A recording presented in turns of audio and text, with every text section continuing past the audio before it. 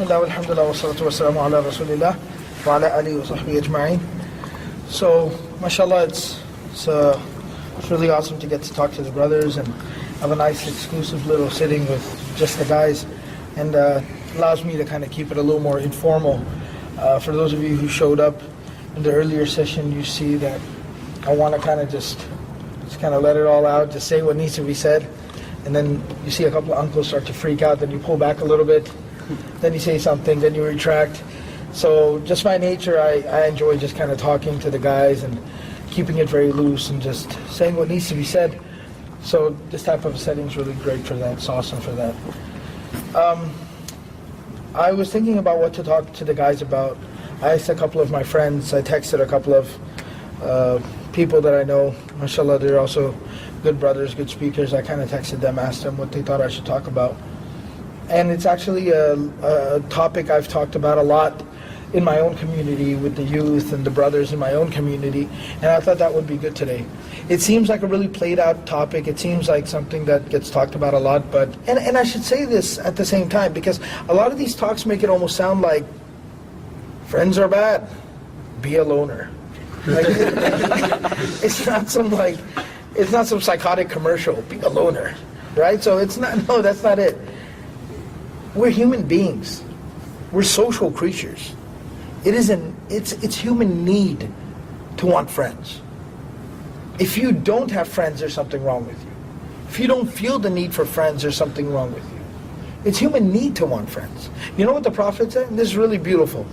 I don't want to get completely sidetracked, but sallallahu alaihi wasallam, the Prophet sallallahu alaihi wasallam, he said that if I had not made, like if my best friend wasn't Allah, if my best friend, like that one best friend you have, if my best friend wasn't Allah, then I would have made Abu Bakr my best friend.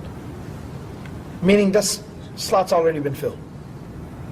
But otherwise, if it wasn't Allah, because he's Muhammad Rasulullah sallallahu alaihi wasallam, so his best friend's of course going to be Allah himself. But he said if it wasn't, لَاتَّخَذْتُ أَبَا بَكْرَ خَلِيلًا. لَاتَّخَذْتُ أَبَا بَكْرٍ خَلِيلًا. I would have taken Abu Bakr to be my best friend. So even the Prophet ﷺ had homies and friends.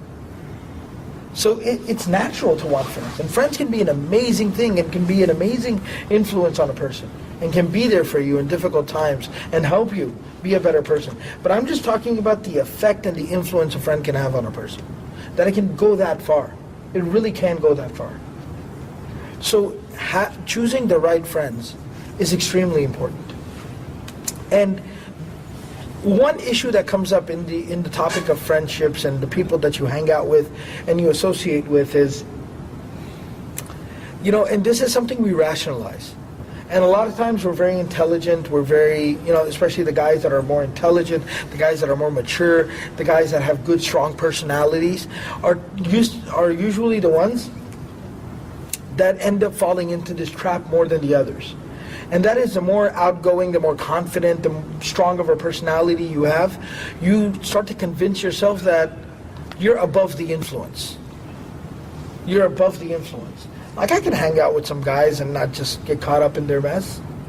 I can manage myself, I can control myself. I'm not some zombie, I'm not some crony, I'm not some groupie. I can manage my own self. I'm just hanging out with these guys because they're kind of cool, or I just, I like to just play ball with these guys, or study with these guys, or just, they have good taste in food, so I just go eat out with them or whatever. But I can totally manage myself. I'm not affected by them. I'm not one of those weak-minded people. I'm a leader, not a follower. And it's really easy to convince yourself of that. And by the way, the number one thing that convinces you of that is shaitan, by the way. Shaitan loves to convince people of that.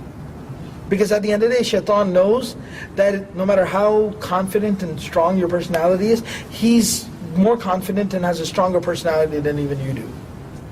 So he has no problem by saying, yeah man, you're awesome, keep going.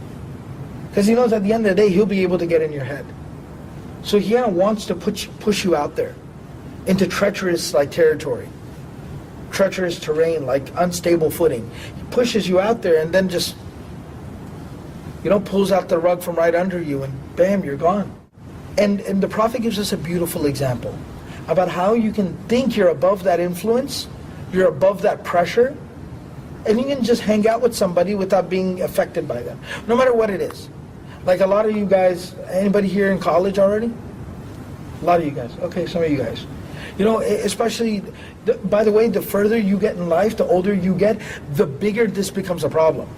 This is actually a bigger problem for the older guys than it is for the younger guys. Because you start to rationalize that more, you become more confident, more mature. You think you're in control.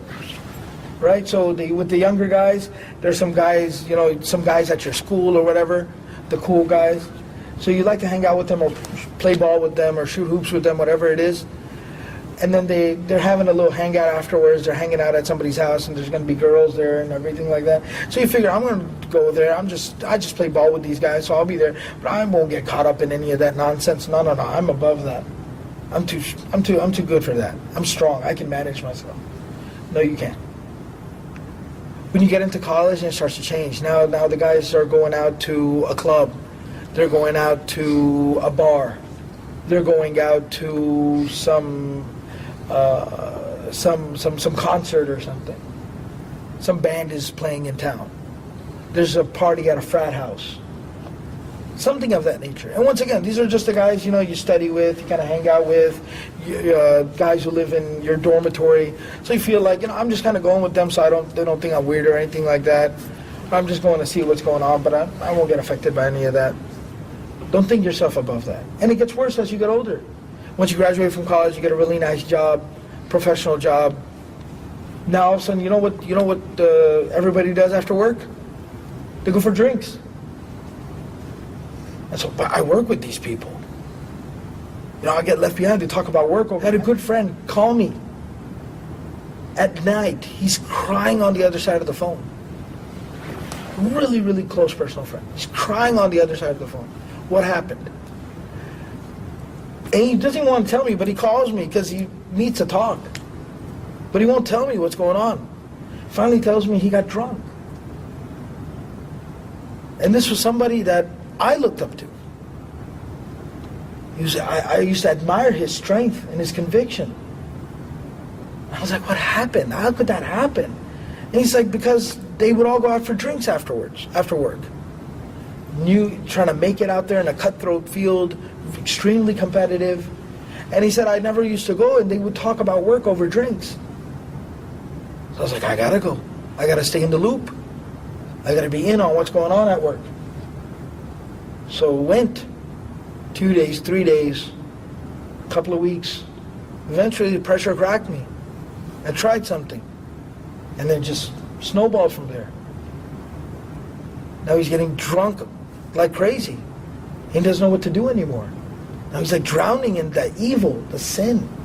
And he can't find his way out. And so it's a real danger. And it continues. Like I said, no one's immune from it. Sometimes even the older you get, the more of a problem it becomes.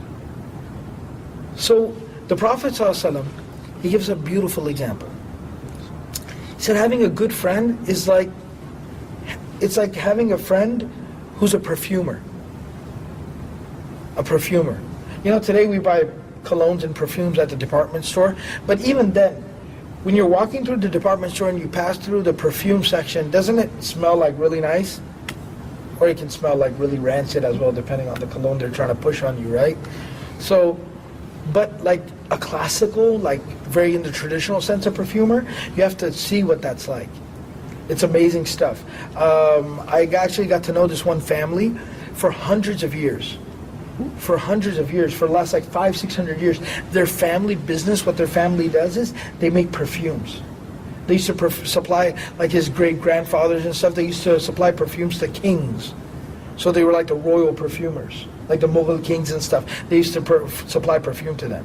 So it's like a family of perfumers. They have like these secret recipes to make certain types of perfume, and it's like their family treasure. Like they literally keep the recipe, the ingredients like locked in a safe.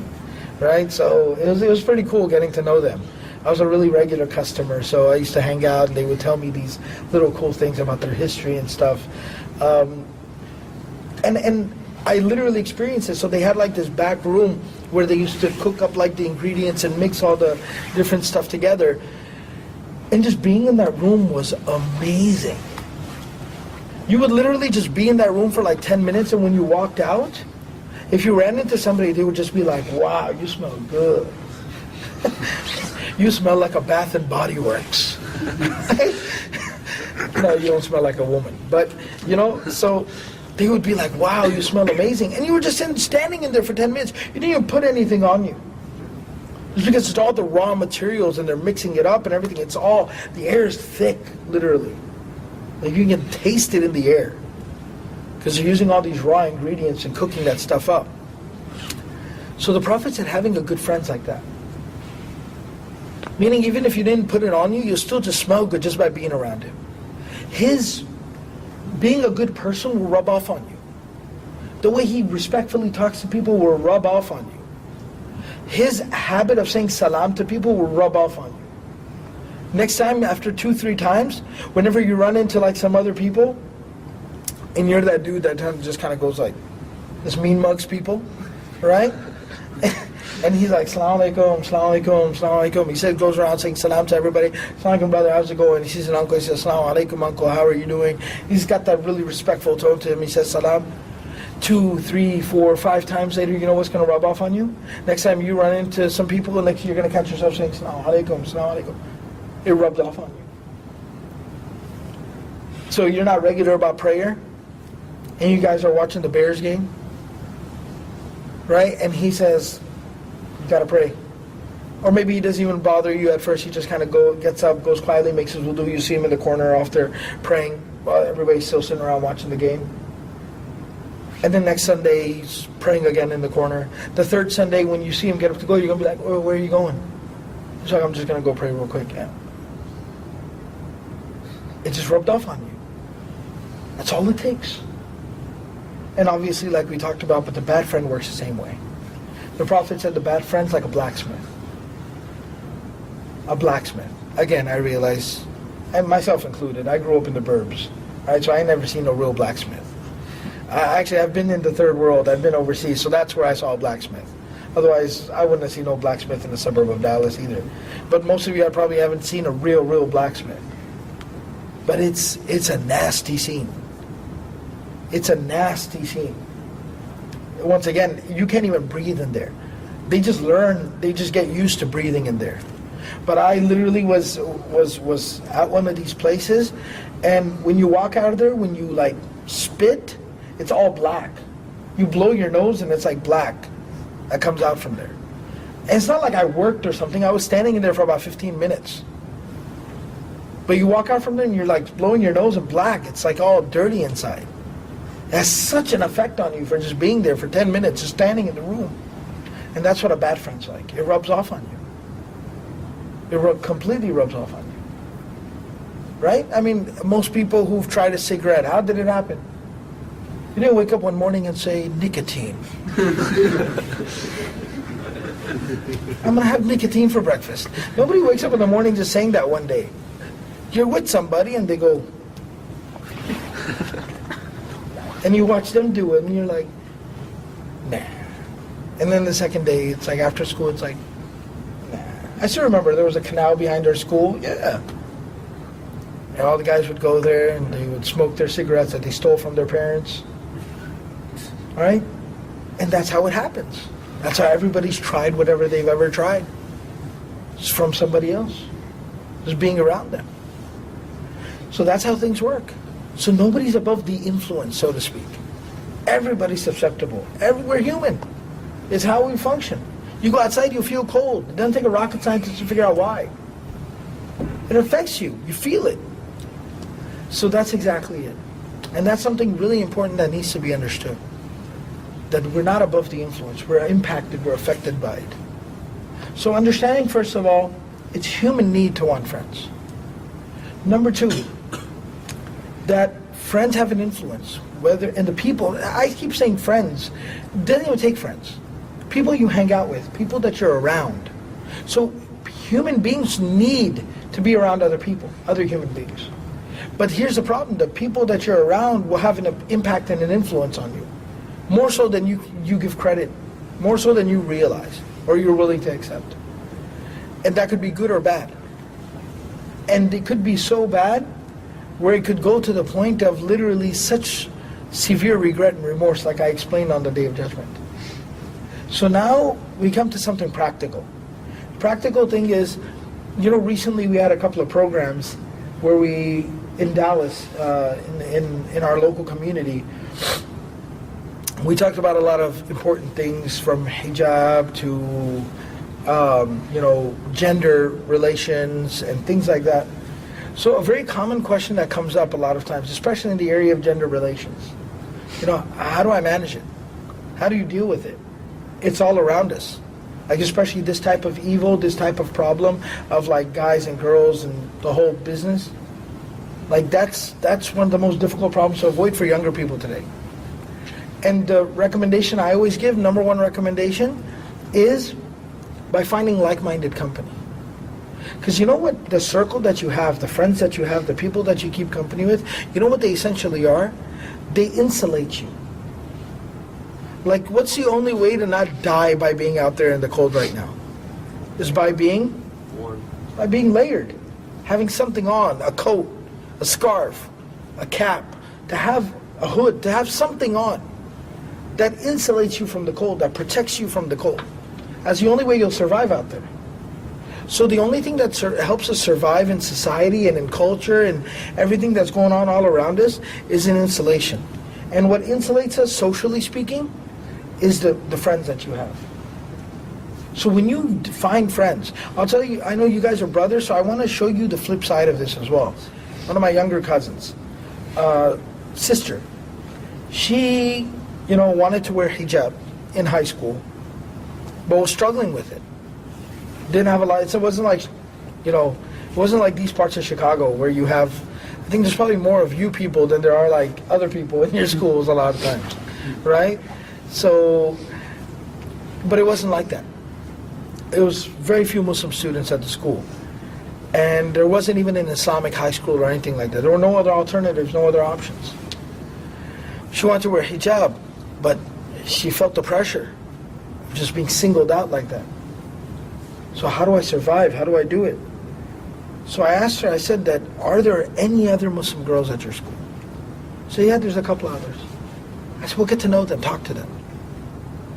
So she got to know them, found out who they were, found out the parents kind of knew each other, good kids as well, from good families as well. Kind of talked to them, and I said, now bring up, once you get to know them and you break the ice and you see you guys have a lot in common, on the same page, then bring up the hijab issue with them. And subhanAllah, when she brought it up, then found out they've been wanting to start wearing their hijab as well, but feeling the same pressure she was feeling. So now these three girls start wearing hijab together at the same time. And I told them, then you just form like this little circle. You just stay within yourselves. You insulate yourselves. And even each other from any and all pressure that you might feel from the outside. And that's what they did. They would hang out together. They try to make, get their schedules synced up as much as they could. They would have lunch together. Everything. Walk to school together, walk back home together. Just like that, three. So they were three weirdos now instead of one weirdo. But because the fact they were three weirdos, they didn't have to worry what anybody else thought about, because I don't care. I got two friends, my best friends now, that I don't even care what anybody else says. I got two more people to talk to eat with, to sit with, that'll talk to me, that'll hang out with me. So I don't care what anybody else thinks. And subhanAllah, one day I was actually driving by the high school. It's kind of like it's one of the older schools in the area, so it's kind of smaller, so they had to create the extensions and the buildings literally across the street. So it's like a street that passes through. So I was driving down that street, and they got like some benches and stuff outside, and I saw all three of them sitting together on the bench. And they just got like their own little like corner, and nobody like stands near them or anything, right? But they got their own little corner. They had taken over like a little section of the courtyard. And they're sitting there having their lunch all through, and I saw them too, you can't miss them, right? So I just saw them sitting there, and I was like, mashallah. And that's literally what friends can do. That's how you can avoid the other external influences as well. So you insulate each other. So never underestimate the value of finding like-minded friends. Memorize that word, like-minded, and know what it means. They have similar values that you have. They have the same goals that you have. Spiritually speaking, they get it. right? And that's going to be so valuable for you. You can't imagine how valuable. When you've been through the trenches together with friends like that, you guys know what that means? Been in the trenches. You've gone through the tough times. You've been through tough times with these 2, 3, 4, 5, whatever those friends, those like-minded friends. You guys were synced up. You were on the same page, same goals, trying to stay away from the same bad things. When you've been through difficult times with those friends like that, those are lifelong bonds. Those will be your best friends for life. Those are still my friends. I have so many people now, other imams and other speakers and shuyukh and this and that, and a lot of people, and they're friends as well. And I value their relationship and their friendships. And I love these people. But if somebody was to ask me about my guys, my friends, these were the guys I went to high school with. 2 in specific. 2 guys specifically. One was a convert brother, he took Shahada with us. He took Shahada in middle school. And so that brother, and there's just one other guy. He's an extremely shady character today. All right? No, but he's a good brother, mashallah. But, you know, in life, just generally speaking, one's an attorney, one's a lawyer, one's, he's into car stuff. So he actually has a business, he owns a couple of auto shops, like a mechanic shop and auto body shop, but he restores like old classical cars and stuff. Completely different. What does an attorney, an imam, and a guy that restores classical cars have in common? We survived together. We survived high school and college together. That's what we have in common. That's what we have in common. So we were different people, programmed differently, but we did have similar goals. The ultimate goal was similar. We wanted to be Muslim. And we wanted to be good Muslims. And we wanted to make sure we remained Muslims. And we made Allah happy. We pleased Allah. And we were there for each other through this difficulty. And we made it, alhamdulillah. And I actually very rarely see them. Because the attorneys, believe it or not, he travels more than I do. I didn't think it was possible, but he travels more than I do. And the car restoration guy, because the other 2, we travel so much, he's in town all the time. And he takes care of his parents as well. May Allah bless them, they're really sick. But he takes care of his parents as well, so he's really busy. The 2 of us travel. We rarely see each other. The last time all 3 of us were actually sitting together was maybe like 8 months ago. But those are still, I mean, I can't forget those guys. They're my best friends. If something major went down, those were the guys I would call. And so that's what happens. Those are the bonds, the friendships that you develop, that you build. Because you've been in the trenches together, like I said. And so, just wanted to emphasize that to you guys about how important it is. And how practical it is. And how real it is. And it's important to find those type of, that circle, that friend, that group, that can help you survive.